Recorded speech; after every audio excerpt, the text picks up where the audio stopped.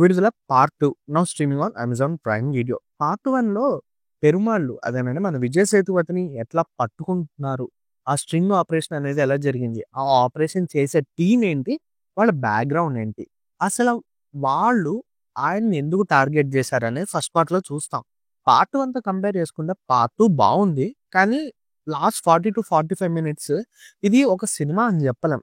మన కళ్ళ ముందు జరిగే ఒక రియలిస్టిక్ ఈవెంట్ అల్లే ఉంటుంది. Cinema hit, blockbuster, super hit, disaster, flop ఇలాంటివి మనం ఏది చెప్పలేం. ఎందుకంటే ఈ సినిమా అనేది మనకి ఒక ఆర్ట్ ఫిలిం అనమాట. అంటే ఇది ఒక సినిమా, ఇది ఒక ఎంటర్టైన్మెంట్ అన్న యాంగిల్ అయితే మనకు గుర్తురాదు. పార్ట్ 1లో కుమరేషన్ పెరుమాల్ని ఎలా పట్టుకున్నాడు అనేది డీల్ చేస్తారు. పార్ట్ 2 వచ్చేసాక అసలు విజయ్ సేతుపతి గారు ఎవరు, ఆయన అసలు ఉద్యమకారుడిగా ఎందుకు వచ్చాడు, ఫస్ట్ పార్ట్ ఎక్కడైతే ఎండ్ అయిందో సెకండ్ పార్ట్ కూడా అక్కడే మొదలవుతుంది.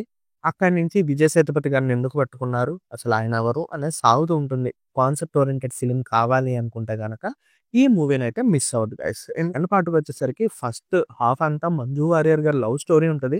ఆ లవ్ స్టోరీ లేకపోతే సినిమా ఇంకా వేరే లెవెల్లో ఉండేదని నా ఫీలింగ్.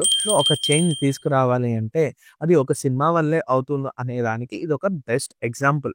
మరిన్ని రివ్యూస్ అండ్ మూవీ అప్డేట్స్ కోసం ఇప్పుడే నా ఛానల్ అయితే సబ్స్క్రైబ్ అయిపోండి.